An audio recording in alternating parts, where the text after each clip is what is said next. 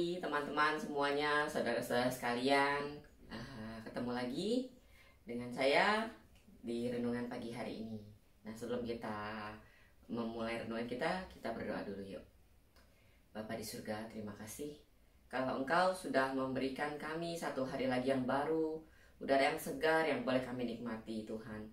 Kami ucap syukur buat semua kasih, setia, dan penyertaan-Mu buat kami dalam segala keadaan Tuhan. Sebentar kami mau mendengarkan renungan, biar Engkau yang buka mata hati kami, telinga kami Tuhan, rohani kami Tuhan, sehingga apa yang disampaikan boleh dapat kami mengerti, dan itu boleh merema dalam hati kami Tuhan. Dan juga Tuhan pimpin hamba-Mu yang akan membawakan renungan ini, Tuhan pakai tim juga untuk bisa memberikan yang terbaik Bapa. Terima kasih Tuhan, segala bagi nama-Mu, haleluya Yesus, amin. Ya, halo sahabat-sahabat Allah. Hari ini saya membawa renungan yang saya beri judul When You Believe. Kata-kata When You Believe ini, judul renungan ini saya ambil dari sebuah lagu. Jadi lagu ini adalah soundtrack dari film Musa yang masuk ke layar lebar. Nah, hari ini saya mau mengambil teks dari lagu ini karena saya senang banget sama teks lagu ini ya. Walaupun dia bukan musik rohani yang kita tahu benar musik rohani, tapi lagu ini adalah lagu soundtrack film Musa, tentang Musa. Nah, saya bacakan ya. Udah saya terjemahkan ke bahasa Indonesianya karena kalau saya nyanyi lagi bahasa Inggrisnya, pertama suara saya nggak bisa. Sekarang udah nggak memadai untuk nyanyi. Terus juga kalau saya kasih denger dulu bahasa Inggrisnya, nanti kelamaan kita punya renungan ya. Jadi saya terjemahkan langsung. Ketika kamu percaya. Banyak malam kami berdoa tanpa ada bukti. Semua orang bisa mendengar nyanyian pengharapan dalam hati kami yang hampir tidak pernah bisa kami mengerti. Tapi sekarang kami tidak takut. Sekalipun kami tahu ada banyak hal yang perlu ditakutkan. Kami sedang memindahkan gunung jauh sebelum kami tahu kami sanggup. Saat ketakutan, saat doa seringkali terlihat sia-sia, pengharapan tampak seperti burung musim panas yang terbang dengan cepat. Namun sekarang saya berdiri di sini, hati saya penuh dengan kata-kata yang sulit untuk dijelaskan. Mencari keyakinan dan kata-kata yang tidak pernah saya pikir akan pernah saya ucapkan. Tidaklah selalu terjawab saat kita meminta. Dan kita mudah menyerah pada ketakutan kita. Ketika kita dibutakan oleh rasa takut sehingga tidak lagi bisa melihat jalan. Melalui hujan yang dengan suara yang begitu kecil tapi tenang, tangguh. Terdengar bisikan mengatakan, bantuan sudah dekat. Selalu ada mujizat saat engkau percaya. Sekecil apapun pengharapan, sulit untuk dibunuh. Siapakah yang bisa mengetahui keajaiban apa yang bisa engkau dapatkan? Cukup percaya saja. Entah bagaimana, pasti kita akan bisa. Engkau akan bisa melakukan ketika engkau percaya. Sekarang kita tahu bahwa ketika engkau percaya dan percaya saja, engkau akan melakukannya saat engkau percaya. Kurang lebih begitu lagunya. Saya nggak terjemahkan secara berurutan dari depan sampai ke belakang karena saya mau supaya kita bisa dapat mengerti kata-kata lagu ini. Jadi di sini diceritakan bahwa ini adalah perjalanan bangsa Israel yang kita tahu perjalanan bangsa Israel itu begitu berat. Dari ketika Yusuf sudah meninggal, terus mereka kedatangan raja yang tidak kenal sama Firaun itu, terus akhirnya hidup mereka jadi berantakan ya, hidup mereka dalam perbudakan, terus mereka juga nggak melihat ada harapan, diperbudak sekian lama gitu kan. Nah, Sampai akhirnya muncullah Musa dan melewati segala macam prosedur, 10 tulah, segala macam. Itu bukan hal yang mudah, saudara. Proses pemanggilan Musa sendiri itu juga sulit. Dan saat orang Israel itu yang begitu ragu-ragu apakah benar ini pertolongan dari Tuhan atau bukan, itu juga suatu perjalanan yang kita tahu nggak mudah. Ya, bagaimana mereka harus sebelum mereka diizinin keluar, mereka justru dipaksa lagi untuk kerja lebih berat, dipaksa lagi untuk melakukan lebih sulit gitu kan. Nah, kalau kita nih saudara, kita bakalan sama kali sama orang Israel. Kita akan ngerasa Musa itu justru mempersulit kita, bukan mempermudah kita gitu. Itu bukan harapan gitu loh. Seakan-akan semuanya itu kosong, sia-sia belaka, bukan pertolongan dari Tuhan.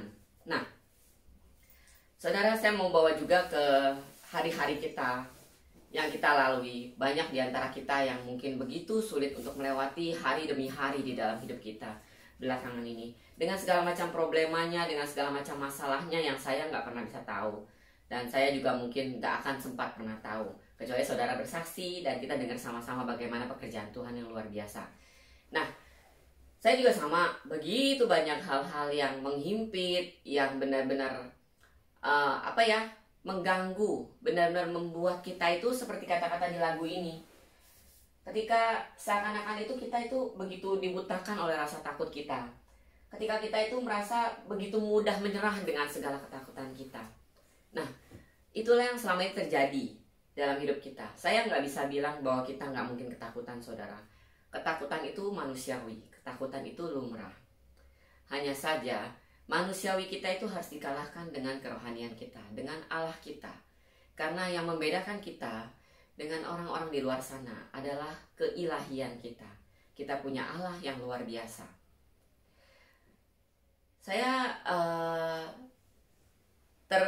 tiba-tiba waktu tadi saya lagi siapin materi untuk renungan ini, saya itu teringat dengan selaput biji salak. Saudara tahu ya selaput biji salaknya? Iman kita itu seperti itu, saudara. Selaput biji salak itu tipis banget. Waktu kita sobek itu biji salak, kita bersihin bukan selaput biji salak, selaput buah salak. Waktu kita coba sobek selaput buah salak itu, seringkali sobek kan, ya kan?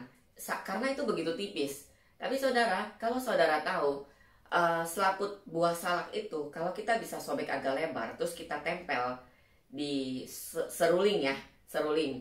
Nah, itu bisa menghasilkan suara yang bagus, saudara. Karena tipis, tapi dia kuat. Walaupun dia tipis sekali, tapi dia menghasilkan suara yang indah, suara yang bagus, saudara. Nah, dia dalam ketipisannya dia kuat.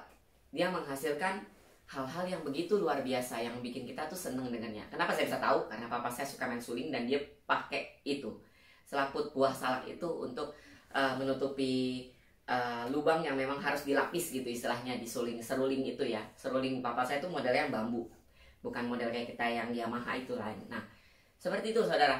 Jadi saya mau bilang bahwa iman kita itu walaupun tipis, sangat tipis, tapi itu kuat, saudara.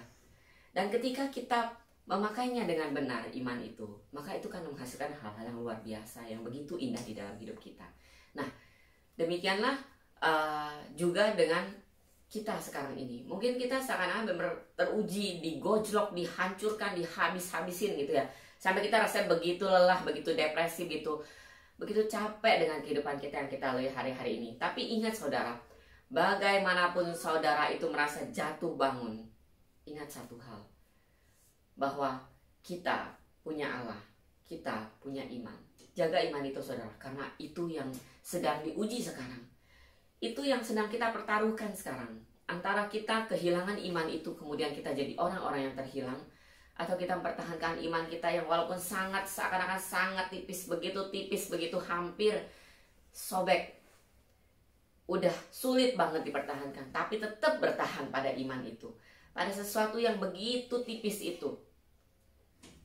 Dikatakan bahwa Tuhan akan tetap menolong, Tuhan akan datang menolong kita, dan itu selalu dibuktikan sama Tuhan. Nah, saya mau kita buka di Markus 5 ayat 36c. Itu ceritanya tentang Yairus kalau saya nggak salah. Jadi ini ada dua kali disebutkan di Markus 5 ayat 36c dan di Lukas 8 ayat 50b. Itu ketika seorang kepala rumah ibadah yang minta Tuhan untuk sembuhkan anaknya. Tapi ketika dia belum sempat minta Tuhan sembuhin anaknya, tetap dia punya iman di dalam hatinya bahwa Tuhan bisa menyembuhkan. Tapi ketika Tuhan belum benar-benar nyembuhin anaknya, orang-orang udah datang sama dia terus bilang bahwa udah lu nggak usah ngerepotin Tuhan lah, anak lu udah mati. Nah, tapi Tuhan Yesus bilang apa? Di Markus 5 ayat 36 ini. Tetapi Yesus tidak menghiraukan perkataan mereka dan berkata kepada kepala rumah ibadat, jangan takut, percaya saja. Sekali lagi di Lukas 8, saya buka sebentar, di Lukas 8 ayat 50b ya. Tetapi saya bacain fullnya. Tetapi Yesus mendengarnya dan berkata kepada Yairus, jangan takut, percaya saja dan anakmu akan selamat. Saudara, sekali lagi saya katakan, cuma perlu saudara bertahan di atas iman saudara. Seberapapun tipisnya iman itu yang harus saudara pertahankan. Pertaruhkan dalam hidup saudara. Apapun yang terjadi, gonjang-ganjing seperti apapun, pertahankan satu hal itu saudara, iman saudara sama Tuhan. Tuhan akan bilang, Tuhan selalu bilang dalam firman Tuhan, ada di Amsal, cuma saya kebetulan lupa Amsal di mana, dibilang masa depan pasti ada.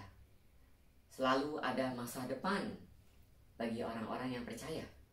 Nah, jadi saudara, sekalipun saudara kelihatannya hari ini susah payah, merangkak, melewati satu hari demi satu hari, tapi jangan sampai saudara itu jadi lemah, jadi kehilangan iman karena ketakutan, karena masalah saudara, karena apa yang kelihatan di mata kita secara jasmani. Tapi percayalah sama apa yang Tuhan janjikan di dalam hidup kita. Kita sama-sama lakukan, kita sama-sama lewati setiap perjuangan iman kita, tetap beriman. Tetap beriman. Ya, sekali lagi saya selalu suka mengatakan ini, keep the faith.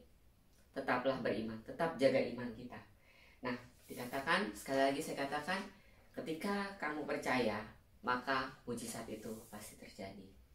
Saya nggak panjangkan renungan saya hari ini, dan saya juga nggak akan perlebar karena menurut saya yang kita perlu adalah tindakan iman. Yang kita perlu adalah lakukan sekarang. Percuma begitu banyak orang-orang yang ngomongin renungan silih berganti setiap hari yang menguatkan saudara dengan iman, tapi kalau kita nggak pernah mengambil satu tindakan, satu sikap, dan beriman setiap hari, setiap detik saudara, kalau saudara takut, confess itu, katakan itu, perkatakan itu. Jangan takut, percaya saja. Iman saudara, iman itu yang Tuhan cari di dalam hidup kita, dan iman itu juga yang kita akan pertanggungjawabkan ketika Tuhan datang kedua kalinya. Ya, kita akan berdoa. Bapa di surga, terima kasih untuk semua penyertaan-Mu, semua janji-Mu yang luar biasa dalam hidup kami. Kami tahu Tuhan, hari-hari yang kami lalui tidak pernah mudah. Banyak hal yang kelihatannya mustahil buat kami bisa lakukan. Mungkin banyak teman-teman kami di luar sana juga yang benar-benar terseok-seok Tuhan, merangkak Tuhan untuk melewati hari-hari perjuangan-perjuangan hidup mereka Tuhan, yang hamba nggak tahu Tuhan apa. Tapi kami tahu Tuhan, Engkau tahu semua apa yang menjadi masalah dan beban kami. Dan Engkau juga tahu masing-masing jalan keluar untuk setiap kami Tuhan. Dan kami Tuhan cuma butuh Bapa mempertahankan satu hal di dalam hidup kami Tuhan. Mempertahankan iman kami Bapa. Keep the faith Tuhan. Mempertahankan iman kami Tuhan untuk tetap percaya sama Engkau. Sekalipun keadaan membuat kami tidak bisa percaya Tuhan. Tapi di dalam hati kami ada secercah harapan. Ada sebuah suara yang selalu mengatakan kepada kami bahwa sebentar lagi Tuhan pasti akan menolong kami dan Kau tidak pernah meninggalkan kami. Kami selalu percaya bahwa harapan itu selalu ada untuk hidup kami Tuhan. Untuk sebab itu Tuhan, ajar kami Tuhan untuk selalu berpegang. Bukan cuma senang mendengarnya Tuhan, setiap firman yang mengatakan beriman, tapi kami mau melakukannya itu Tuhan, tindakan iman. Kami mau mengucapkannya itu, mengiang-ngiangkannya di dalam hidup kami Tuhan, sehingga itu menjadi benar-benar sebuah tindakan yang hidup Bapa. Terima kasih Tuhan, kami menyerahkan renungan kami, doa kami hari ini, hidup kami hari ini Tuhan ke dalam tangan-Mu. Kami tahu Tuhan, hanya Engkau yang bisa kami andalkan. Terima kasih Tuhan. Segala kami bagi nama-Mu, hal Yesus. Amin. Ya, shalom. Selamat pagi saudara-saudara. Tuhan Yesus memberkati. Biar kita melalui hari ini dengan beriman. Bye-bye.